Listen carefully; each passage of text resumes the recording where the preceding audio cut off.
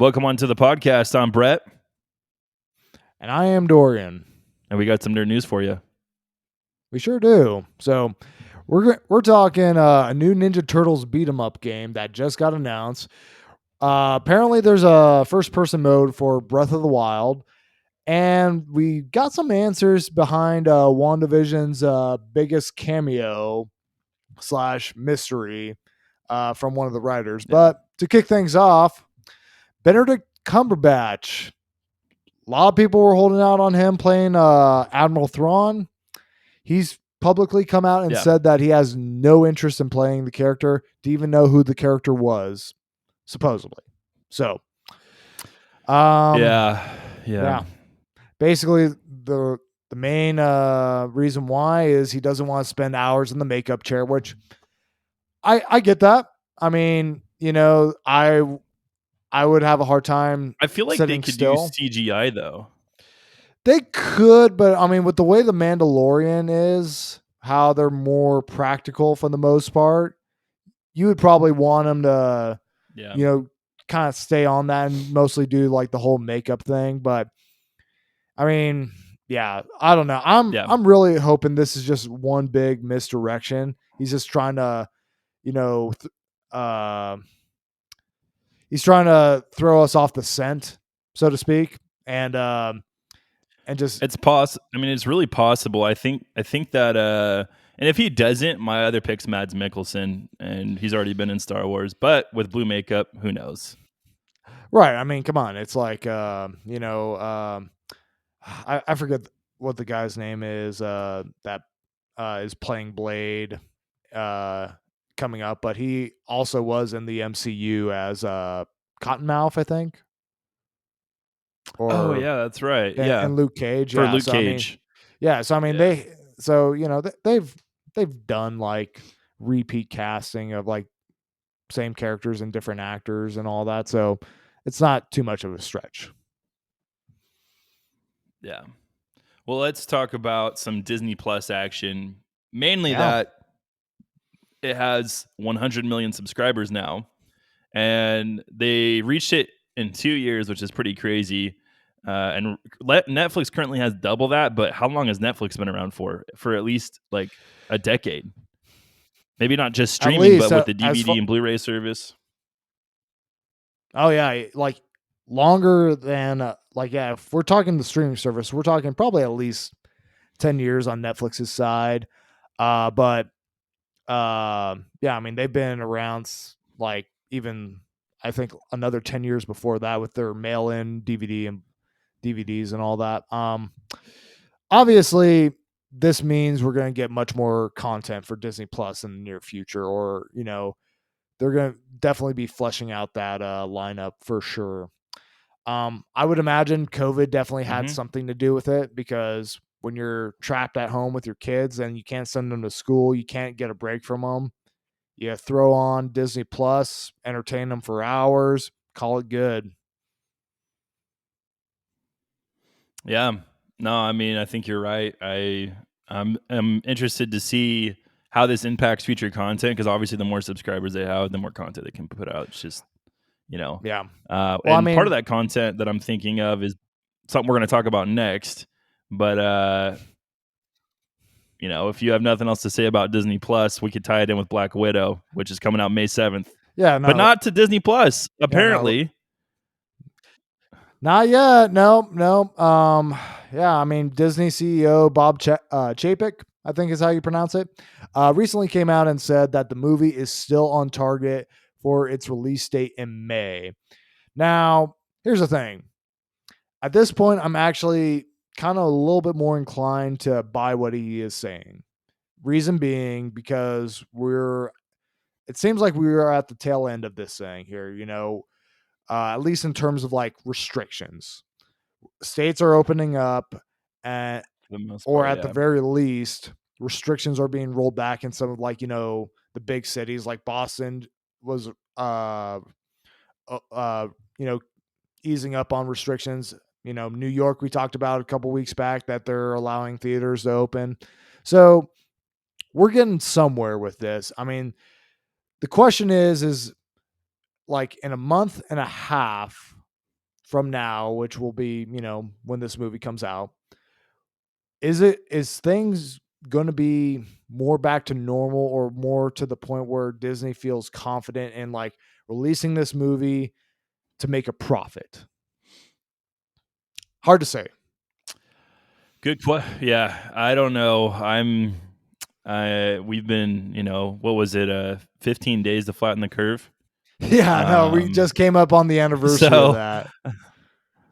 yeah, I don't believe anything anyone says at this point in life. So yeah, we'll As see well what as you happens with Black shouldn't. Widow. Right. We'll see what happens with Black Widow, but I'm not confident, to say the least. I think that this is better suited, honestly, in a general sense for Disney Plus, because I don't know a lot of Black Widow fans, to be honest. Like, I'll go see it with my wife because it's my wife's favorite character, but I'm not a huge Black Widow guy to Right. begin with. So Yeah. Yeah, I mean, no, and I mean, here's the thing. It's like it's definitely one of those things where, I mean, we've talked about it, I think like dozens of times on the show about how if there was a time for Black Widow to have her own movie, it should have been shortly after the first Avengers and not Winter like Soldier. after her, or yeah, Winter Soldier, not like after her death here Yeah. in Endgame. So, I mean, the timing of the movie is definitely odd. And also it's a yeah, I mean, it's Black Widow. It's not one of, Marvel's like big heavy hitters, but I think I it, I think it's just going to be one of those things where I don't know. I think it's just one of those things where Disney spent a lot of money on this movie. Like it probably is like, a budget of a couple $100 million here. And rather than like put it on Disney Plus, they're trying to like, get as much bang for their buck as they can. Otherwise, I think if this was like, say, something like a little bit more on the conservative side, budget wise, I think they would have put it on Disney Plus by now. Yeah. Yeah. Yeah, I agree. But let's talk about some WandaVision, because there still is a lot of unanswered stuff. Now, So why don't you tell us about what they came out and said? Sure. So we're going to be talking about one of the biggest mysteries, cameos / disappointments of this show. So spoilers ahead if you're not caught up on WandaVision and all that. So basically, Jack Schaefer, who is a writer for the show, recently he spoke with IGN about some of the things or some of the questions that they had about the show, and the most notable one that I saw was with Pietro, with Peter Evans coming in as Pietro instead of Aaron Taylor Johnson, and basically I'm just going to be reading off what he said, verbatim. So the quote goes, we didn't want to just be a gimmick and just be a gag because that's no good. So there were several things in play, Schaefer said. First is the meta. This is the meta show in the metaverse. It's just meta, and it is so complemented to the overall tone and aesthetic of the show in this uber way. So that felt very right and great for the identity of the show.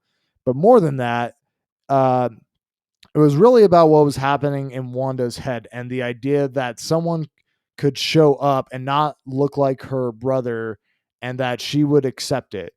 What's going on with her in terms of her denial and self-doubt and her disorientation that Agatha could trick her in this way. We wanted it to feel very visceral, and it seemed like an incredible opportunity for the audience to feel it too with the meta level of casting. So, all right. So I understand the reasoning. I mean, it's definitely a meta thing for sure. I mean, WandaVision is no stranger to like, meta references. I mean, it's a show Yeah. within a show, That being said, I feel like this is the new Mandarin, like from Iron Man 3, Oh, where yeah, from Iron Man 3, yeah, for yeah, sure. yeah, this is Never panned out. I mean, it will in Shang-Chi apparently because I think the Hope Mandarin is supposed to maybe at well, this point. the Mandarin The real is Mandarin, yeah. the real Mandarin is supposed to be the villain of that movie here. But I mean, here's the thing. We're at the point where we're in this very kind of nebulous area with X-Men and Marvel in terms of like the MCU where basically phase 4 is going to be playing a big part of or phase 4 is going to be heavily influenced or feature the multiverse with Doctor Strange and Spider-Man. So that being said, with X-Men kind of being a big question mark in terms of like how are they going to bring people in, what's the scenarios, blah blah blah. This seemed like this was like addressing that question here, and so, but instead we got a bait and switch and a boner joke, and that was about it. Pretty much. I mean, it's honestly the biggest letdown in a while, I think, from Marvel. Yeah. I know that there was also conversations around kind of the quote you read about Aaron Taylor Johnson actually coming back, and then just didn't work out.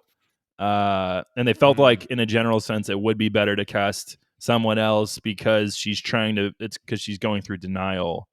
The whole Right. series is about grief, and so yeah. I mean, I still hope that he can make his way as the actual Quicksilver in the DC or the MCU, but let's talk about some DC stuff Yep. because this is interesting to me because this was like a bait and switch as I was reading the article. But Court of Owls is coming to DC animated. Yeah. Hold it there. Hold your horses. Don't think that it's going to be an animated series because it's not yet. I'm going to say yet because I'm confident someday it will be. But there's been this digital only series that's a continuation of Batman the Animated Series called The Adventure. Batman the Animated Series, The Adventure Continues. It's a comic, which is ironic, but season 2, which I don't understand what that's about, but there's probably like 20 issues in a season, I'm guessing. I don't know, or per year, I don't know. But it's going to introduce the Court of Owls in the Batman animated universe, which I think is pretty sweet.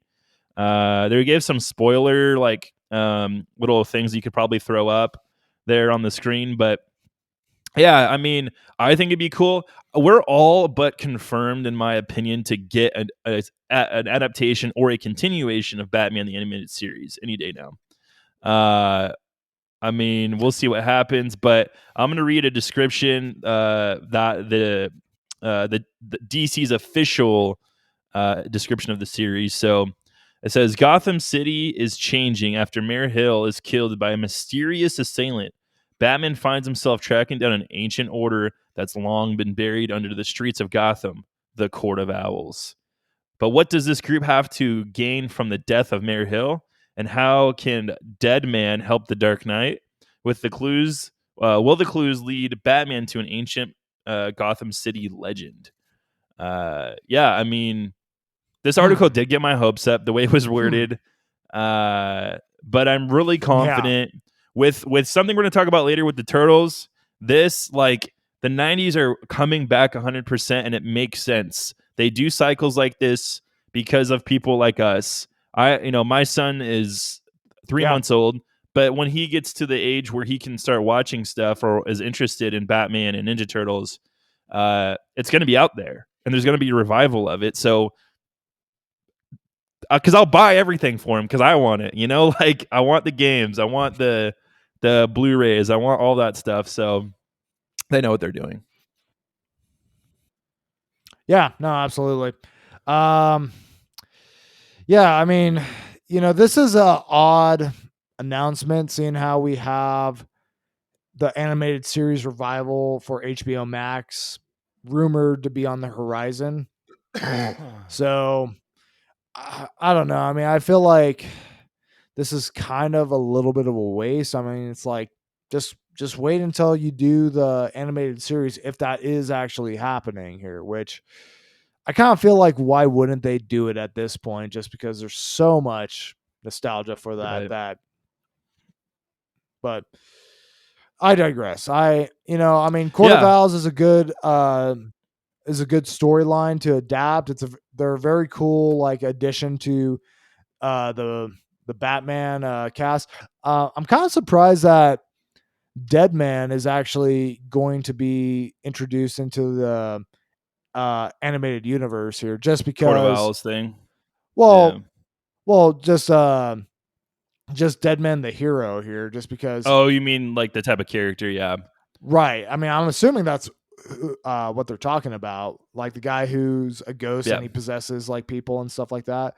But Mm-hmm. I mean, just because like the animated series typically like kept things in house, like they kept Batman villains and characters on the show. They didn't really do like a whole lot of crossovers. They saved that stuff for like pretty much like Justice League and Justice League Unlimited here. But hey. Yeah. Yeah. All right. Yeah. Well, Bethesda and Square Enix have announced digital events for this year. So, more companies coming out saying, hey, we're not going to do the in person thing. We're just going to do digital. Right. And so Bethesda recently partnered up with Xbox. And so we've heard rumors, at least recently, of there being some exclusives to Xbox. And so they're probably going to elaborate on this, is what I'm guessing. Yeah, I would imagine so. Yeah, and I mean, based on like some sources, I mean, it's not confirmed on terms of like when they're going to actually have this event, but from what it sounds like, they're aiming for roughly when Xbox traditionally had like its E3 press conference here. So, from what it sounds like, if that is true, they're doing this in lieu of E3 and saying like, "Hey, E3, sorry, we're not coming to your birthday party. We're going to do our own thing this year." Yeah, I mean that seems to be the going rate, right? That's just what is happening to and your predictions are sound. It's at least it's heading that way. So Yeah. I'm trying to think of the big, gosh, what's the guy's name? The guy that predicts a bunch of stuff like from a long time ago. Can't remember his name, but not not I don't know. I don't know. Anyway, yeah, Uh, so I'm interested to see what happens here. I really hope, man, if Skyrim, or not Skyrim, but the next Elder Scrolls is Xbox PC exclusive, I'm gonna riot. I will riot. ooh. Yeah, that's going to hit people hard. I mean, That's the one they're gonna do. They would do it especially with, coming right? from, if there was going to be one that like they were really wanting to make a compelling case to have you buy an Xbox, that would be the one for sure, for sure. Yeah, yeah. But yeah, I mean, in the same vein, I mean, yeah, Square Enix also announced, digital event, but this one's not going to be in the summer. It's going to be March 18th, and it's going to be more along the lines of like a Nintendo Direct style from what they're saying. But Makes sense. Yeah. but but but the but the fact still stands that these major publishers are comfortable and confident doing their own press essentially here. They're not relying on E3 spending like six figures to get themselves a slot for the show floor, for like time on the stage and all that. They're more than confident in doing their own thing. It's probably a heck of a lot cheaper for one, and also Oh yeah. Oh yeah. you get to control the messaging like more than you ever have. So I mean, at that point, I think you're going to just see E3 just completely go away. And I think it will still, I think it's not going to go away immediately. I think like, it's still going to just kind of hold on to dear life for a little bit, but it's tight. It's a grip on Yeah, the it'll be a industry. It's slower just going to, fade. Right. Its grip on the industry is just going to become weaker and weaker as the years go on. I mean, and this was even happening before even like COVID and all that other stuff here. So, you know, it's a matter of Yeah, time. it, yeah, it is what it is at this point. All Yeah. right, so there's a new first-person Breath of the Wild game out there. Did you know that, Dorian? What? Is it Breath of the Actually, Wild yeah, 2? no, Like, did Nintendo Direct no, finally come around and give us the goods here? no. There's a glitch Dang it. though, which I didn't see gameplay of it. I only saw stills, and it looked really bad. But it still is pretty cool if this is real. Okay. Okay, so the stills are not accurate. Like if Okay. I actually went and looked, and I mean it I actually went and looked at the gameplay, and so it's okay. I mean, in terms of like what it is, it's you're not able to see the sword and the shield or your weapon like how you would like say in the first person mode of Skyrim or something like that. It's basically just complete first person view. You don't see the arms or legs or anything like that, but it's like you're a floating camera for the most part here, which I mean, it's Oh, cool okay. because it's a little bit more immersive. I guess, you get to see like things up close for Breath of the Wild, but I mean, from a gameplay standpoint, I would definitely not play the game that way here just because it would be really, really hard. Yeah. Nope. I mean, cool that someone figured it out. I'm wondering if it's a Konami code. Speaking of Konami, Ninja What? Turtles Beat 'Em Up Yeah. is on its way. It's not made by Konami, but the old It's games it's were. I'm pretty not. sure. At It's least, yeah, no, Turtles in Time yeah, was made by Konami. Yeah. yeah. Don't forget about Hyperstone Heist, the superior Sega Genesis version. Let's debatable. It's debatable. I was a Sega I kid, I would so it's the same game except for like two what? levels. I think pretty much. I don't know. I mean, we might Same have to do a style of deep game. It's dive the on same, that almost whole the same thing. exact style of game, but I um, mean, yeah, no, same assets and everything, but yeah. So I think it's a different storyline, obviously, but Ninja Turtles Beat 'Em Up. The new one is called Shredder's Revenge. We got a trailer this mhm. week, which was freaking awesome. I'll talk about this in a little bit, came out but of literally came nowhere. out of nowhere. Yeah, Nowhere. definitely the spiritual successor to Turtles in Time and that whole Ninja Turtles 1, 2, 3, and Yes. 4. It's gonna be done by Mhm. the people who produced Streets of Rage 4, which I'm a big fan of, and the team that made Scott Pilgrim. Mhm. So it's gonna be a good beat 'em up. Yeah. I love the sprite style they went with. Like yes. Yeah. Yes. So Very and much so. for me as a longtime Turtles fan, I can say without hesitation, we have been waiting for this game for almost 30 years. You know, like for Yep. real though, like this is a Yeah. big deal for a lot of people.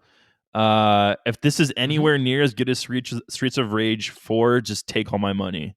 Just take it because I want it Yeah. and I want it now. Like the biggest downside of this trailer was that there's no release date yet. But honestly, Yeah. as a Turtles fan, you couldn't ask for more. I love everything about it.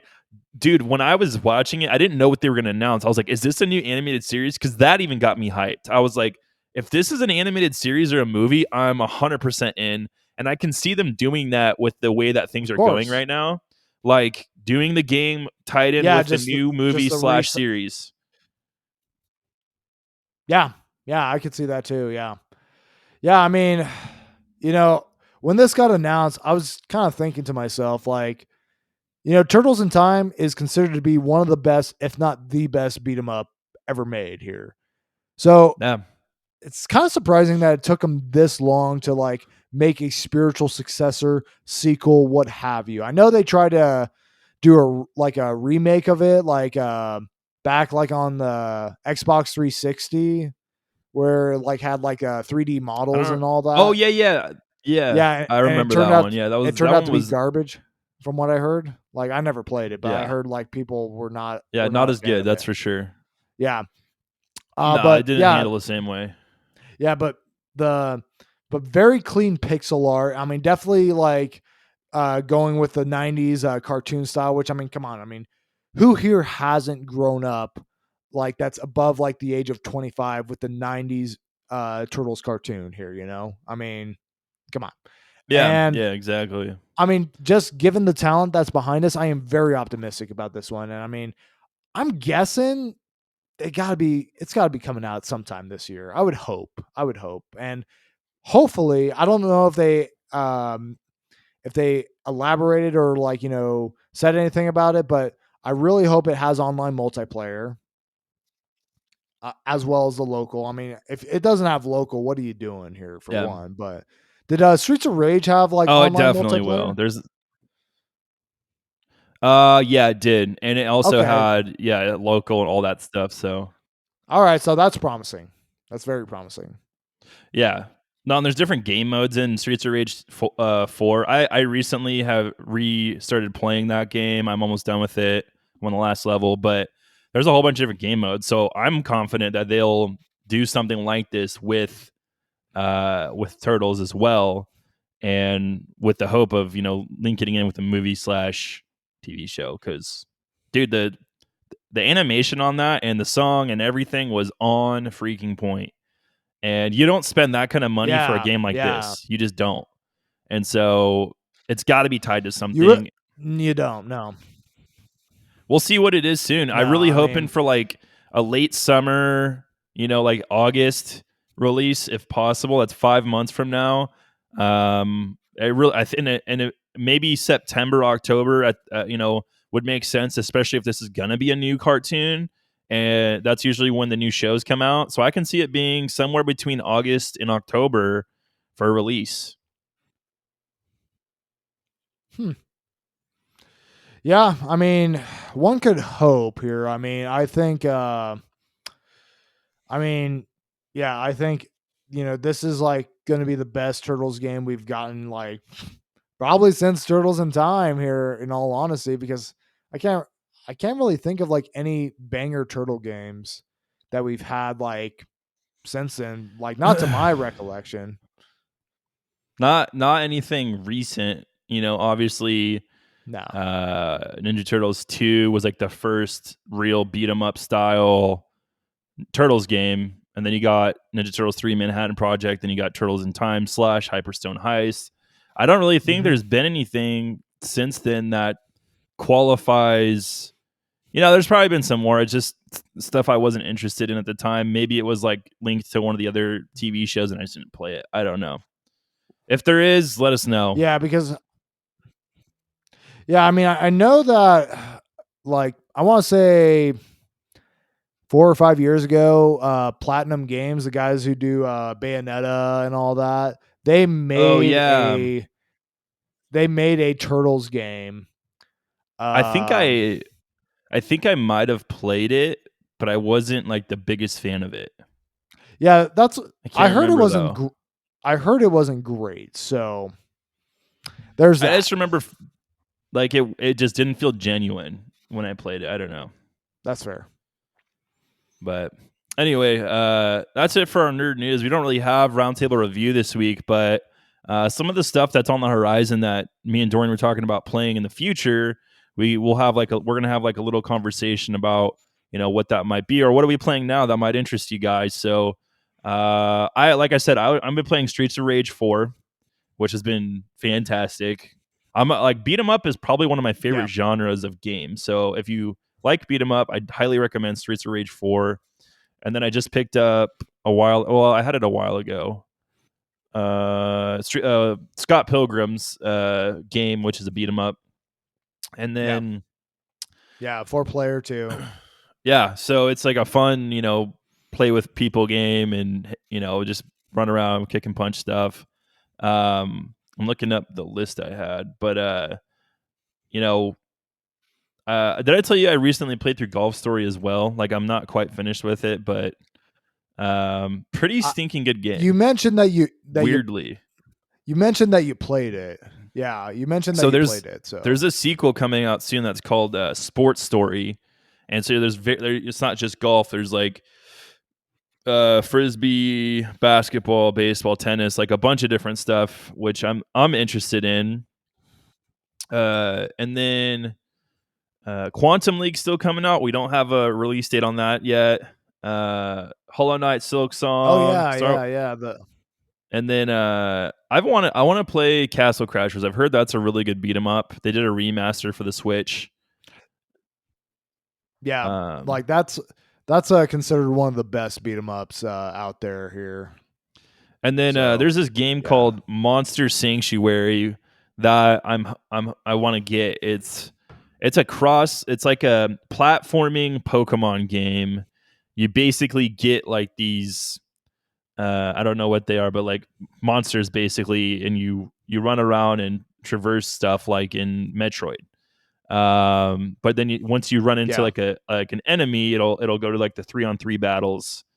That's the kind of style they're doing it in, and so it's cool because your like little Pokemon things will interact with the environment. You could switch them out to do different stuff. Like you could have one of them, basically to break through stuff, find secrets. One of them to like give you an extra like little glide. Like if you have like an eagle type one, you could like fly a little bit, like kind of glide over to something that you can't get to. So the more kind of monsters you collect, it seems like the more of the game opens up, which, I think it's a $20 game, which is a good price point. So we'll see. Honestly, there's like 100 different monsters is what I think is what it says, like 101 or something like that, similar to Pokemon. But not quite there. Yeah, it was a Kickstarter, and they over delivered is what everyone's saying. They did a great job with it, and so that might be something I pick up and play soon. Well, yeah, because you were saying that was a Metroidvania here. I mean, definitely like sounds like just based on like what you were telling me, like instead of like having like, like, oh, you got the gravity suit, or oh, you got like the ice beam in this game. Like, no, you're getting monsters that, allow you to like open like, new areas, or in order to do, certain things and whatnot. So that's a pretty cool concept here. I mean, I'm actually interested to play it the more you tell me about it here.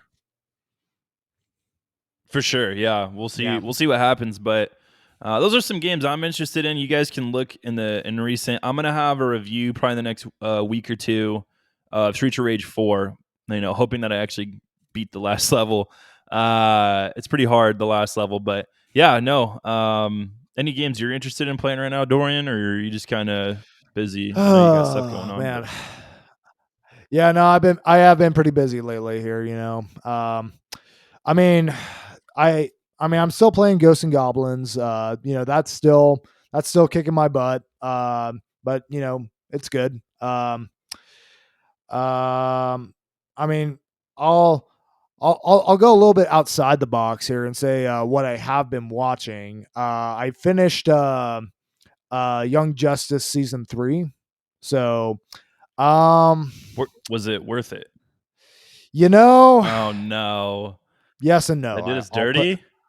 Let's put it this way. So I would say like maybe the first half of the season, I think is pretty good. Like I feel like, they're keeping things interesting. You're getting more development on like the team that from like the first 2 seasons and all that. And then they start introducing like new characters and like focusing on them like a lot more, and they're just not as interesting. They have like, I don't think it's an exaggeration to say they have like 10 different like storylines and subplots going on at the same time. And so like, it kind of feels like aimless at times. So they're supposed to be doing a season 4. So hopefully they bring it back to, to actually being good, because I feel like the second half, like it just started to lose me on that front. So. Gotcha. Yeah. Cool. Did you ever finish Titans? Are you caught up with that or no? No, I haven't done that just yet. It's on my list of things to watch. I just haven't had like a ton of time lately to really, catch up on games or TV, in all honesty. So yeah, I haven't either. That's why I like the beat 'em ups. You can kind of drop in, drop out, and it's not a big time commitment, It is nice. It is nice. Well, yeah, for sure. I mean, that's, with kids and all that stuff, it's craziness. So But yeah, thank you guys for listening. We greatly appreciate it. You can check us out on our social medias, all that good stuff. Have an awesome week, and remember, everyone's a nerd about something.